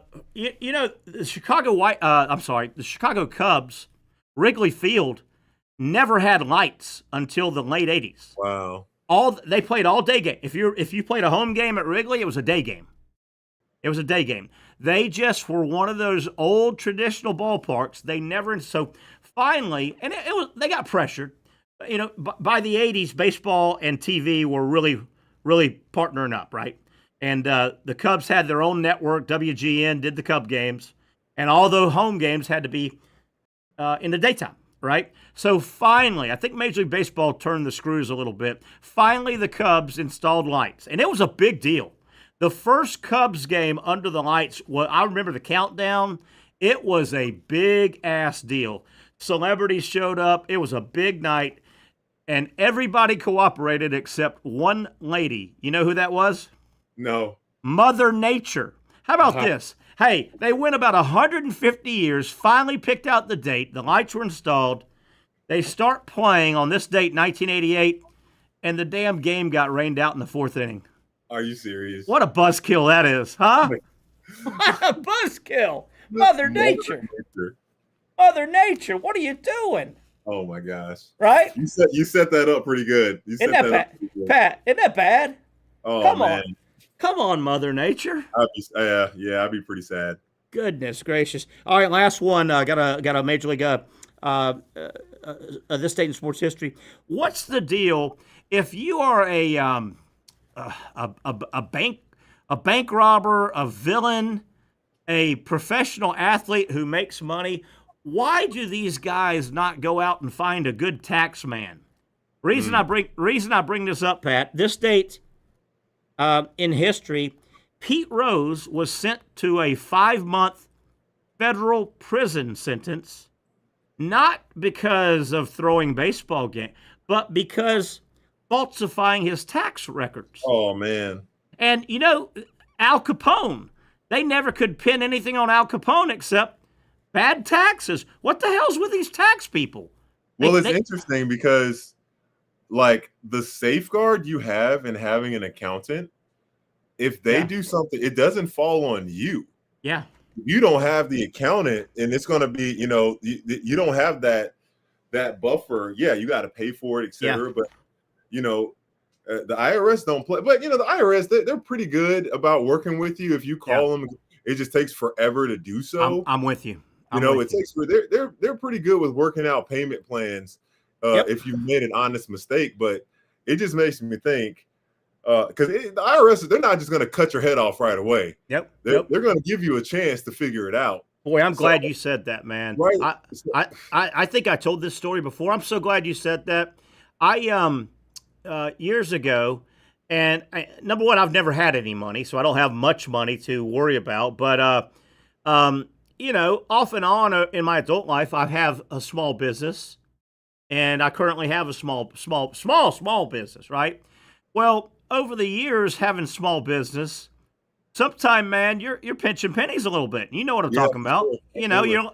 You're like, man, I'm waiting on a client check, and I got to keep my lights on, and you might get a little upside down with your taxes. Yep. Right? You're like, I got to eat. I know I should send some to the IRS. Well, I got upside down, not a huge number. I'll over 5,000, less than 20. Okay, we'll just leave it at that. Okay. So I got upside down and upside down and upside down. And then you start rolling extra tax burdens, and so finally, I got upside down, and I had to get in touch with the IRS. And dude, they could not have been more cordial to work with. Yeah. They almost let me name my terms. I swear, Pat. There might be some interest in there. Yeah. A little bit, but I mean, goodness gracious, because I similar, more than 5, less than 20. Yeah. And they had like a 8-month payment plan that I could do. And, I ended up paying maybe $300, $400, $500 more. But instead of me having to pay it all at once, it gave me such a reprieve. Yeah. To say, okay, these IRS, they're not. I'm telling you, they almost let me. I think mine was whatever my number was. They said they would take a settlement number and then bust it into payments. Well, I didn't know. I didn't know how low to go, so I was scared. I didn't want to insult them or make them mad. So I threw a number out lower than what they said, we'll take whatever you can pay. Give us a number and then we'll bust it in installments. And I went with a low number, not crazy low. Dude, they didn't negotiate. They just, okay, that's fine. And I'm telling, and I've always heard people bash the IRS. I'm like, the one major time I've dealt with them, they couldn't have been any more cordial. Did that end up affecting your credit at all or anything like that? My credit's never been really good anyway. So, I think it's a scam. Credit is a scam, bro. My credit's very average right now, and where you can literally have, let's say you have an instance where you had debt and you paid it off, and now you currently have no debt. Yeah. And you've gone a year because you've learned, you've become responsible, not taking out credit cards more. They'll see, you go for a vehicle or whatever, you need something you're going to need financing for, and they'll say, oh no, you don't have any debt. We're not going to approve you for financing. And it's like, wait. Isn't me not having debt a good thing? Good thing, yeah. Yeah. Especially if you have the history that I've paid off debt before. But they can turn that on you and go, well, no, we just don't see. Yeah, we don't. And then if you somehow come into money and pay big chunks to pay things off, that scares them too. That hurts them too. Yeah. That scares. They go, wait a minute, you're not always going to find an uncle that gives you $10,000 to pay off. So. My business partner and I with the escape room, we have a chunk of money. Like he's trying to get me off the loan, hopefully by the end of this year. And I was just asking because it's the SBA, Small Business Association or whatever. SBA loan. Yeah. They won't let you pay. You can't pay in advance. So I was like, hey, is it possible? Because I've had to do a debt consolidation before, and they let you could pay some months off in front, and like you won't have another payment until December or whatever. Yeah. They won't let you do that. And they'll let you do a lump sum, but it's got to be like after like 70% of the loan has already been paid off. Well, I think you'll agree. I think you'll agree with what I'm about to say. If we've got some younger people watching the show, I will say this, and I learned through the Hard Knock School, but when it comes to debt or loans and upside down and stuff, man, oh man, do yourself a favor and pick up the phone and contact them. Yeah. The silent treatment's never going to be good for you. Oh, the hideout treatment, nope. If you pick up that phone and you call that creditor, and if you shoot straight, they're probably going to work with your ass. Yeah, more than likely they will. Instead of, well, you know what, I'm going to bury my head in the sand and it'll go away. I don't think it's going away. Even bank, if you owe someone, like not just to the credit, and they'll all work with you. Yeah, it's when you try to run away and hide and don't want to talk to them and think the problem's going to go away. They have all of your information. Yeah, and especially with a car. I think a car even more than a house, but a car, an automobile, obviously, while you're making payments on that car, you really don't own it. The bank owns it. I know, right? Right? And the last thing the banks want to do is have a massive parking lot full of repoed cars. They don't want your car physically. They want you to keep your car. So if you contact them, they'll help you, man. I've never, Terry, you bring up an interesting point. And please tell me I'm wrong and please correct me. I can go and buy a house and, have the financing, all that stuff. Let's just say it was $500,000. Somehow I put down $100 or whatever. And I have you're not technically the homeowner. You really are. You really are. You're paying it off. It's like, you can get an object or something on layaway. It's obviously it's much bigger than that. That's so simple. But I'm like, my parents, they are homeowners. They've paid their loan off. Their final payment. Yeah. Their final payment. It is their house. Yeah. But I get it. I do get it in terms of when you can sell your house, if you have to equity. Or whatever, and you transfer the mortgage over and all that other stuff value. But still, I'm like, technically you never. But if you break it down until that 30th year or 20th year or, whatever, until that final note is paid, the bank really owns it. The finance company that you went through technically owns that house, right? And if you go back to what happened in 2008, and I remember that the show. What was it? The movie. Christian Bale was in it. Oh yeah, I saw that. Yeah, he was nuts because he saw it coming because they kept giving houses to people that couldn't. Yep. Proving people that didn't have the credit or the money, et cetera, couldn't make those payments. And both people knew it. Yeah. The lenders knew it and the homeowners knew it, but they were both high on high.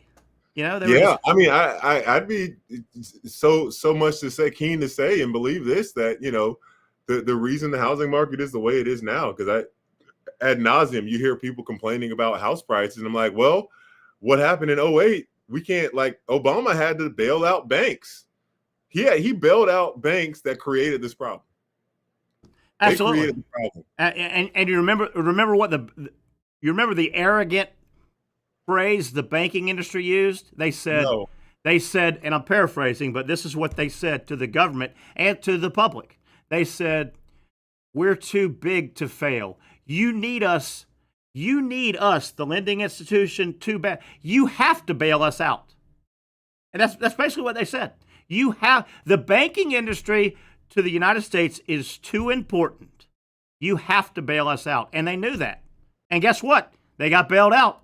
They got bailed out. What would have happened? I'm gonna look this up on chat to see if what likely would have happened if the banks didn't get bailed out. What would have happened? I'm so curious. I don't know. Hey, non-sports, but I want you to, if you don't mind, explain. I never knew exactly what is an escape room, and I know that was a business or is a business that it's an activity.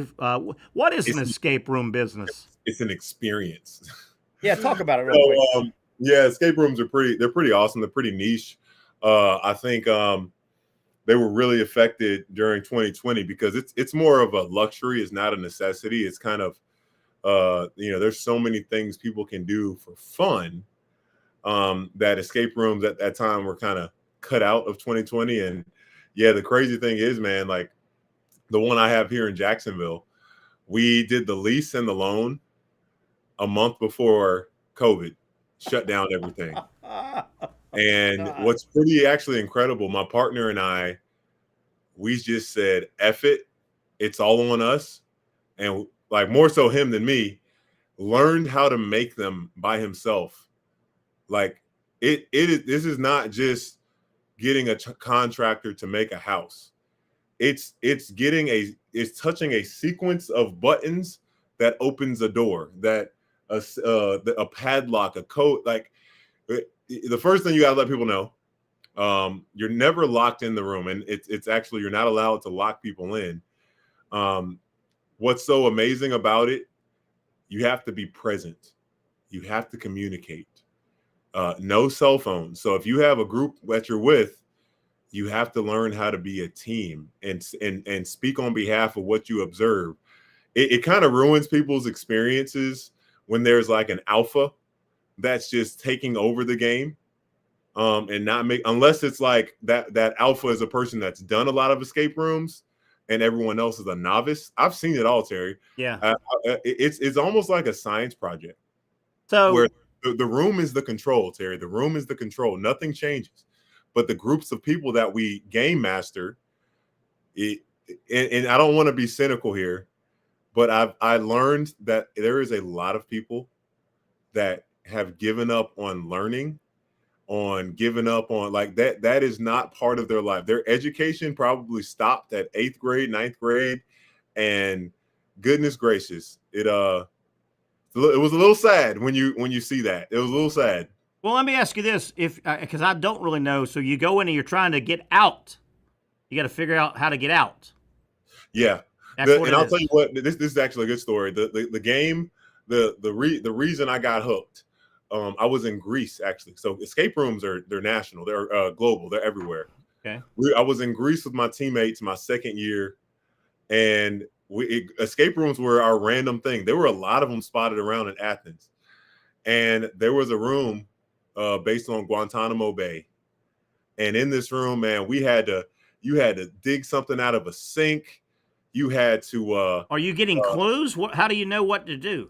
Oh man, they'll give you clues if you need them, if you're stuck. But oftentimes you observe, you look around the room, you tell people what you see. They'll be writing on the wall. There'll be something kind of that guides you. Say, hey, this is what you need to go and do, dude. It was the most incredible experience. We had to think of like a Shawshank Redemption type of escape. By the time we got out, we had to crawl in this little tunnel. And when we got out, we were back in the hallway. It was incredible. And I was like, my best friend and I were like, we have to do this. So let me ask you this. If it's for a group of people, is that right? It's for an activity of a group? Yes. So if me and a couple friends tonight went to your escape room, we paid our fee, we did the experience, am I done ever going back to your room because I would know how to get out of your room? Yeah, you typically don't do a repeat room. There are people that will. They will. But I mean, do you change No, the room? You don't change that room. No. You have. If so you're never getting my business again. No, if you're a good escape room, you have multiple rooms. Oh, okay. Like we have four rooms or 3 rooms, and you probably change it. You change the room out,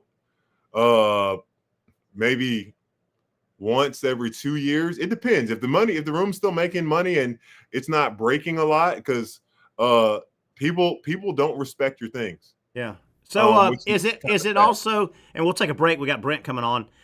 Pat, is it also like tonight if me and a date went to, or me and Kendall, or me and a date went to the hibachi, we may get seated with people we don't know? Would you get put in that room with people you don't know? And that could be a little risky, couldn't it? Yeah, it can be. It can affect your experience, but that's, there's a higher price you can pay for a private room. Like, as the business, it just wouldn't make sense if we didn't, especially on a Friday and a Saturday on the weekends.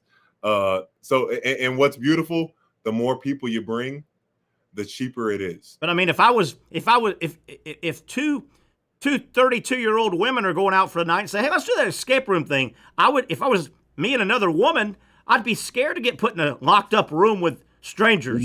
You're not locked up, no. But there's a whole you clearly put that in all the information. I don't like it, Pat. I don't like it at all. If you want a room where you don't have to deal with you don't try to book on the weekends. Try to book on a Wednesday at 3:00.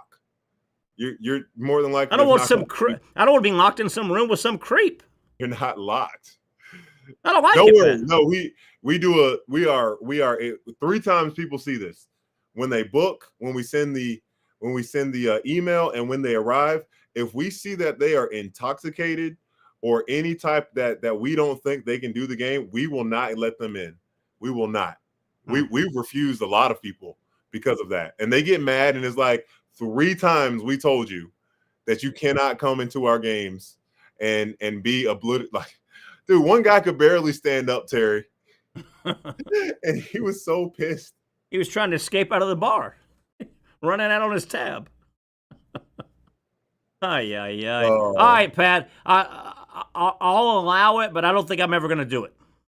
You should try it. We actually have. I don't think I want to be in there with creepy people. There's a room called Locker Room. We have. It's a spoof on the Jaguars. So, and the Jaguars and Tom Coughlin. We call him Calm Toughlin in there. It's pretty funny. Where's this place at? St. John's Bluff, right by Martinez Dental. There used to be Johnny's Angels Diner is there. Oh, yeah. I know where that's at. In that strip? Yep, in that spot. What's it called? Prototype Escape Games. Prototype Escape Games. I built some stuff in there. It's pretty cool. You built something? I built some stuff. Look, not a lot. But the hell do you know how to build? You don't have to build anything. Joe, my partner Joe, he's brilliant. He taught me. All right, let's take a break. Brent Beard's ready to get on here and make some sense out of this last half hour of a Friday edition of the Young and Norvelle Show continues after this timeout.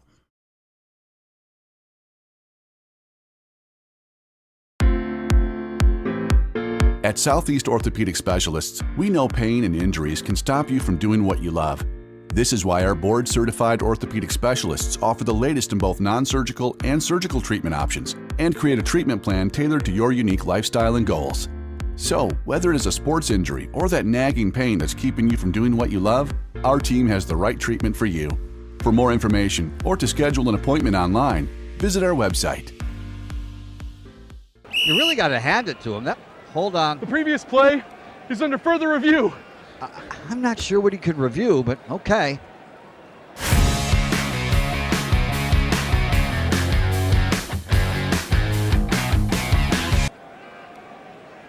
Sure has been a while. Dine in at Hurricane Grill and Wings for the football season. Well, there he is. Oh, what is that?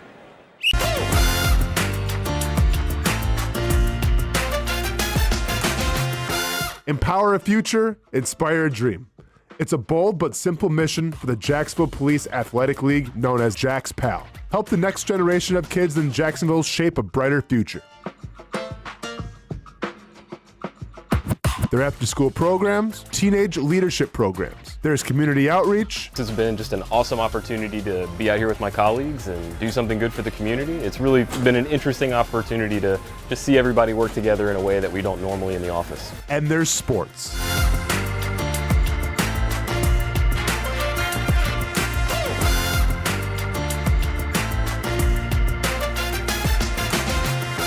There are also ways you can help the next generation with a donation of any kind. Just visit jaxpal.org to get more information. Empower a future, inspire a dream with Jax PAL.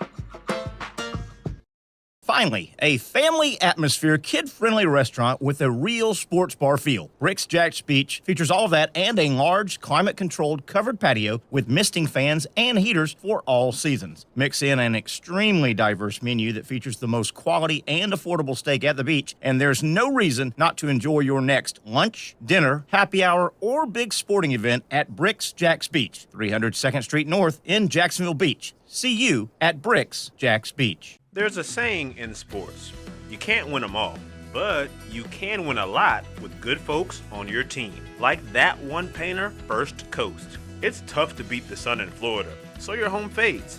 It's tough to beat that HOA when they come calling. Beat the sun, beat the HOA with that one painter, First Coast. And it's a good time to do it. Less rain to work around, and painting in mild temperatures is perfect. After all, the paint bonds to the surface so much better. Give that one painter First Coast a call at 904-417-3557 or look them up at first-coast.thatonepainter.com. Fast estimate, guidance on color and HOA requirements, and the highest quality job you'll find anywhere. Be a big winner in your neighborhood with that one painter First Coast on your team.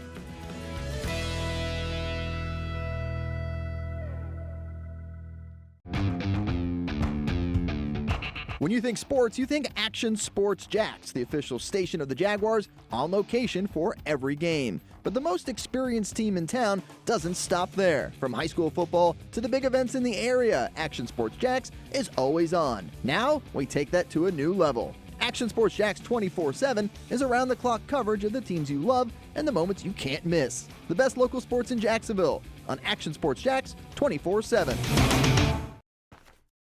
All right, let's get right back into a final segment here on a Friday.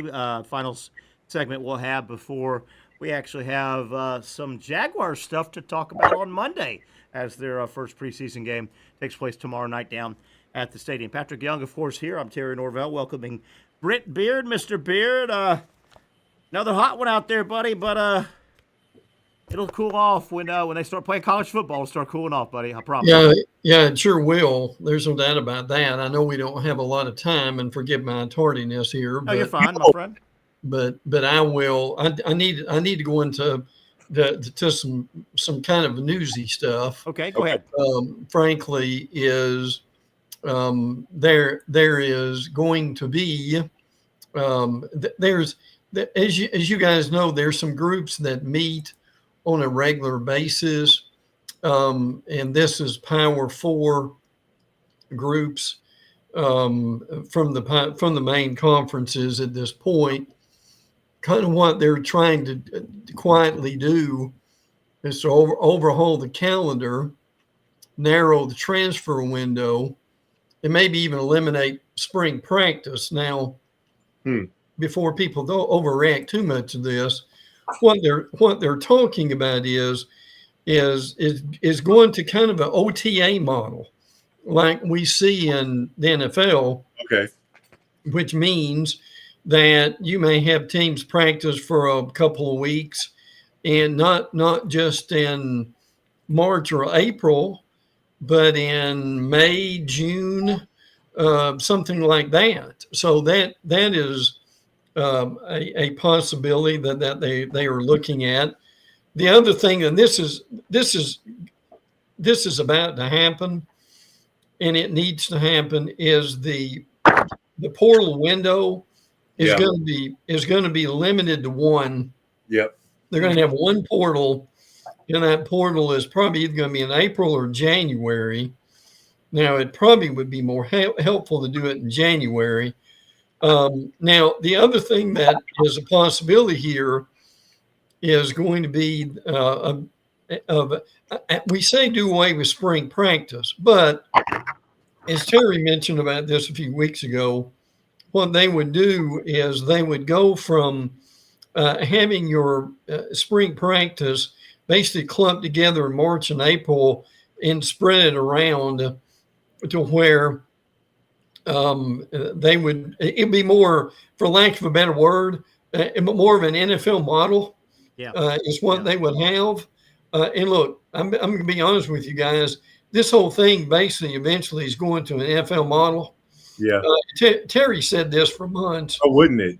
In years, frankly, without misquoting you here, young man. No, you're right. Why not just the NFL has invented the wheel on most of these issues. Yes. Why not just go mimic as best you can what the NFL has done? Yes. Now, I'm going to throw this out, and this is cynical Terry coming out. And I'm like you, Brent, man. I've been around this thing for a long time now. With regard to the OTAs and maybe splitting up practice and all, the first thing that I would like to tell that group, I would like to say, I wish you would concentrate on more pressing things. I think when to practice and when not to practice and making them OTAs, I think there are bigger fish to fry right now, issue-wise, such as getting the damn playoff expanded and set, and OTAs or mimicking OTAs or splitting OTAs up in April, May. That is important, but there are bigger fish to fry. Committees and all. Get your priorities and in order. God, the group that runs college football has driven me mad for 40 years. I know. They act like they're splitting the freaking atom. They do. You know? I agree with that. But before I talk about some individual team stuff, I wanted to throw that out there, make people aware of that. Absolutely. There's a lot more going on behind the scenes here than we realize. I agree. One big thing, Brent, and I know you got some players to get to. I thought a big headline potentially, I hope it's not much because I love this player, but I think Nussmeier being a little banged up at LSU, that's worth keeping an eye on. They're saying he's dealing with a patellar tendonitis issue, and LSU is one of the teams that could have a big season as long as they've got their quarterback. Wow. They could. Let me explain that a little bit, because basically while you guys are on the air, the coach came out and what he said was that Nussmeier was going to be okay. Okay. This has kind of been a lingering thing for him, that he does have tendonitis in his patella. But he does not have a torn ACL, as people thought. And Kelly said, and some of this coach speak, we understand this, on a scale of 1 to 10 is a 1.5. Okay.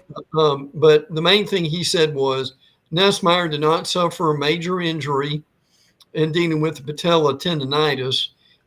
Kelly said this is a chronic situation. It's tendonitis. It's like a bad ankle. He just planted the wrong way. I tell you, think about the last several absolute cards that LSU has had as head coaches. Yes. Les Miles was I loved Les Miles. I think it was pretty good. He was a pretty good coach, but Les Miles was a caricature all to himself. Ed Orgeron, hey Pat. Ed Orgeron, you talk about a character all to himself, and then Brian Kelly. I don't know if Brian Kelly's half crazy, stupid. It's weird because when he gets on Paul Feinbaum, you love the guy. Isn't he weird? Yeah. Sometimes he comes across as the most lucid, normal guy. Then he's in left field somewhere. I don't know what his deal is. Stop happening. Yeah. The thing with Kelly is, and you remember that you remember he had this dance video basically with one of his crew. Do you remember that? Yeah. Uncomfortable. Yeah. But look, Kelly's a little nuts. There's no doubt about that. But I mean, the guy can also coach. I mean, when you basically own the records at Notre Dame, I mean, you've done something well, haven't you, in your life? Yeah. By the way, the Notre Dame's going to be very good again this year, we think. Who's the quarterback? What's that? Notre Dame quarterback? It's funny. Notre Dame's quarterback is going to start out C.J. Carr, highly recruited, hasn't played any really to speak of, and he's the grandson of former Michigan coach Lloyd Carr. And he goes to Notre Dame. How about that? How weird is that? Yeah, well, it is strange. And the weirdest thing I've seen was and look, we all did this, but it's okay, was everyone getting overreacting about all the Gator receivers thinking they were down to maybe one or two. And then it comes out yesterday that basically about every one of them were back at practice. Yeah, back at practice. So, but those are things that happen during this time. But yes, we needed to get that out there because Nussmeier is okay, and he's just dealing with some stuff that he's been dealing with for a while. Yeah. But go ahead.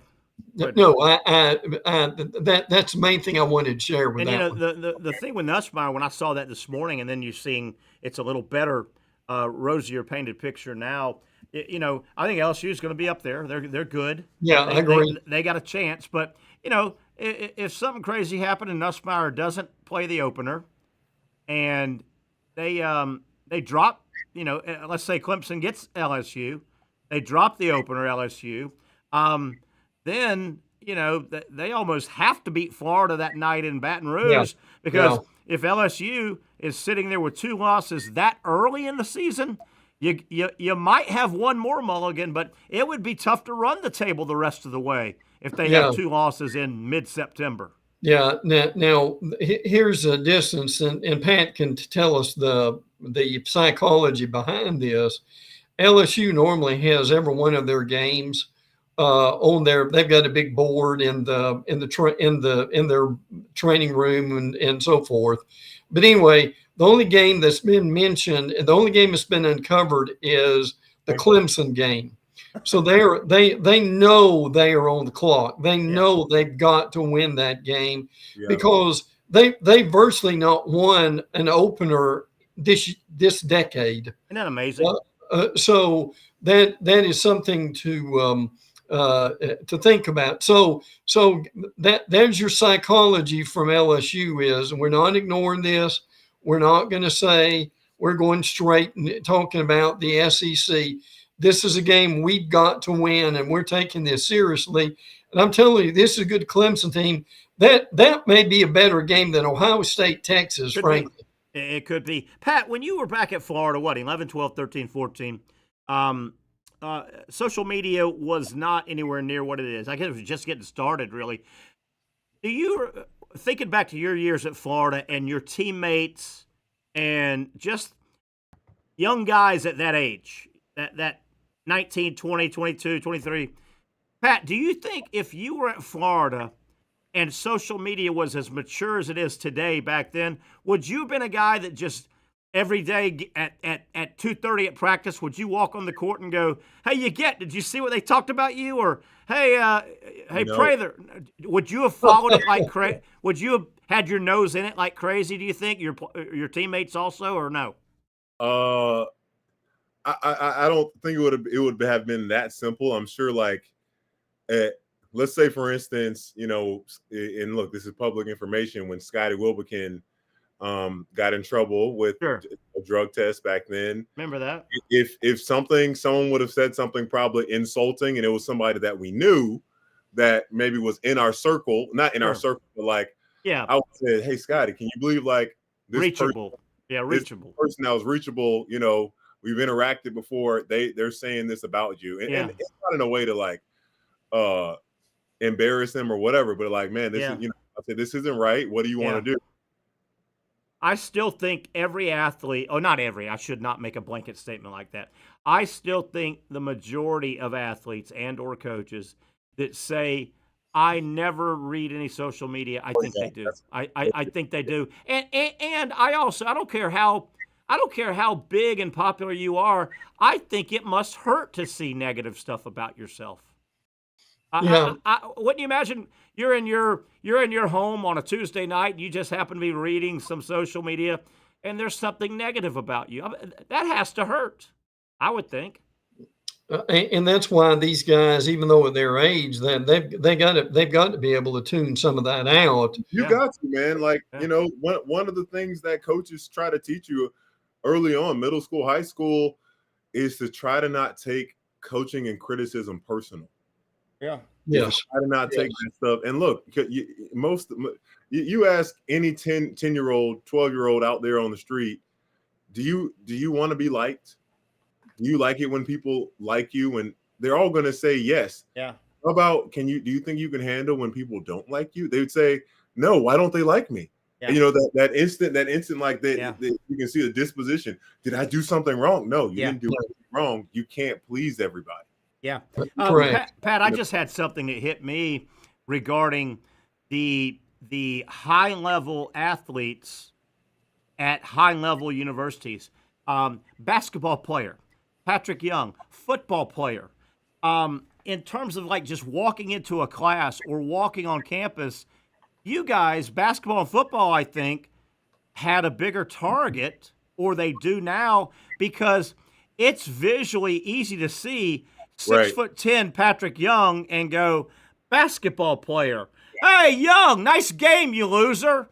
Or it's, but you know what I mean? It's easier to see. Let me finish. It's easier to see 6'6", 320-pound Austin Barber, left tackle. Yeah. Hey, there's that Gator left tackle that gave up a sack, versus you could have 1,000 students walk by and you couldn't tell that's the shortstop or that's the 100-meter track guy. You're right. They don't stand out. But the football, basketball player, yeah, I think the eyeball test, you could get picked on a lot more. Oh, you're absolutely right. I just remember freshman year, and I'm sure athletes to this day, there's a Chick-fil-A at the hub, and that's where, everyone gathers before going to class. And one of my classes with my professor I'm still friends with to this day, Ed Kellerman. It was intro to communications, and then internet. We were 5, 6, 7 at Florida athletes deep, football and basketball. Man, it was. I would think for the regular students, that had to be intimidating for them. But and those kids, they were coming in. If I had Chick-fil-A, I always try to eat it before going in the class. Absolutely. I didn't want to be in the class. Yeah. Be a distraction to my professor. But there was a lot of those football players, they didn't care. Hey guys, let me mention real quick. We'll talk about this on Monday, but there are several scrimmages tomorrow. This is the first scrimmage for a lot of teams. I know Alabama, Tennessee, etc. from the league. They're having scrimmages tomorrow. We'll have more on that on Monday. These are important. The first two, your third one's usually a special team scrimmage. Yeah. Something of that nature. But we'll know a lot more. And I tell you, to a degree, I'm excited about tomorrow's game, Jaguars Steelers. At least the first quarter, I would be ecstatic to have the scrimmages tomorrow. Just a basic camera.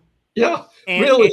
And give me two of the sports information young guys that know the teams. Just saying, hey, number 31 in orange that just made that catch. That's Pete Smith. I would watch those. Oh, sure. Oh, yeah, absolutely. I wish they did that. They don't. Yeah, but just letting folks know, we'll have a lot of info on Monday. Yeah. Or at least we'll have. And Brent, to sum up what you just said as we're getting out of here, I don't mean to cut you off. We got 1 minute left. Tomorrow, the college guys now. We're talking college guys. Tomorrow, basically everybody's been going about a week. Tomorrow, a lot of places will have their first of two. And then the following Saturday, I think they have their second. And then it doesn't have to be on a Saturday, but the third one will come up sometime it's a weekday, but they'll have a third real laid back one, as you said. So we're getting there with college. Yeah, we are. We are. That's exciting to see. But guys, I know we're time's almost draws nigh, but wish you both well this weekend. But yeah, it's about to get going, and this is even Pat. This is even when Terry and I watch a little bit of NFL.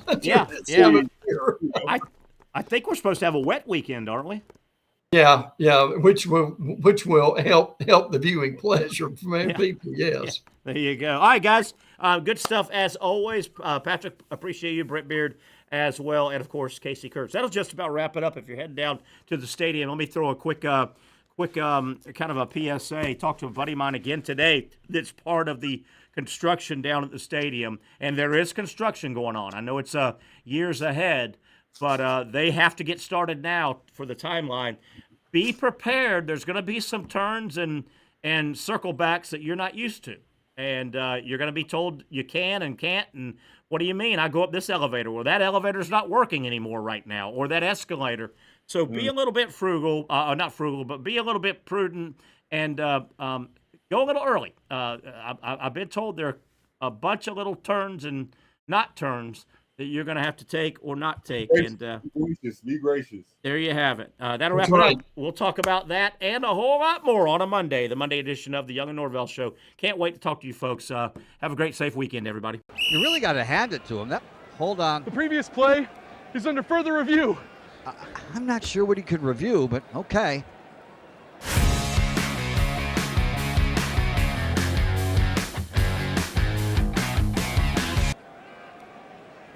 Sure has been a while. Dine in at Hurricane Grill and Wings for the football season. Well, there he is. Oh, what is that? At Southeast Orthopedic Specialists, we know pain and injuries can stop you from doing what you love. This is why our board-certified orthopedic specialists offer the latest in both non-surgical and surgical treatment options and create a treatment plan tailored to your unique lifestyle and goals. So, whether it is a sports injury or that nagging pain that's keeping you from doing what you love, our team has the right treatment for you. For more information or to schedule an appointment online, visit our website. Most of us know how to throw.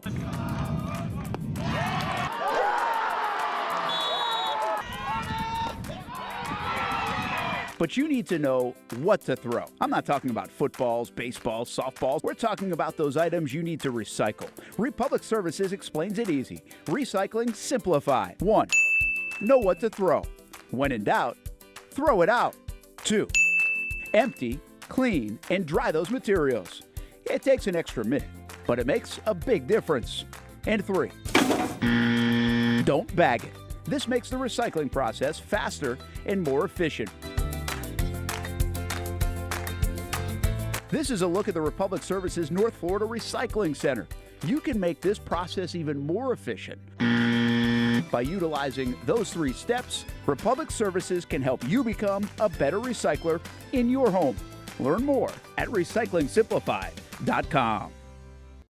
Finally, a family atmosphere, kid-friendly restaurant with a real sports bar feel. Rick's Jack's Beach features all of that and a large, climate-controlled covered patio with misting fans and heaters for all seasons. Mix in an extremely diverse menu that features the most quality and affordable steak at the beach, and there's no reason not to enjoy your next lunch, dinner, happy hour, or big sporting event at Rick's Jack's Beach, 300 2nd Street North in Jacksonville Beach. See you at Bricks Jack's Beach. Baker's Sports. It's a hometown business filled with hometown people trying to make you feel right at home. Chris Conley, Jacksonville University. Walker Wright, class of 2018, West Nassau High School. Michael Young, Fletcher High School. Baker's Sports started in a grassroots way and now outfits much of the Southeast. Will Olive, Mandarin High School. Go Stangs. High school sports, travel sports, youth sports of all kinds. They are a one-stop shop carrying Nike, Adidas, Under Armour brands, and more.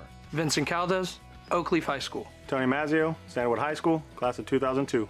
Samuel Coffrin, Paxton School for Advanced Studies. Whether it's sports teams on the field or it's your team in the workplace, like our Action Sports Shacks team, and community events like the Dream 18 Golf Tournament, and many others. Cole Tilley, Hilliard High School. Reagan Webb, Eagles U Academy. Look good, feel good, play good. with Baker Sports. Custom sports apparel since 1997. Shop with the hometown team at bakersport.com. The rhythm of my heart is beating like a drum, with We Are Martyr rolling off our tongues. Never will we roam, for we know our place is home. Where the ocean meets the skies, we be sailing. Where the ocean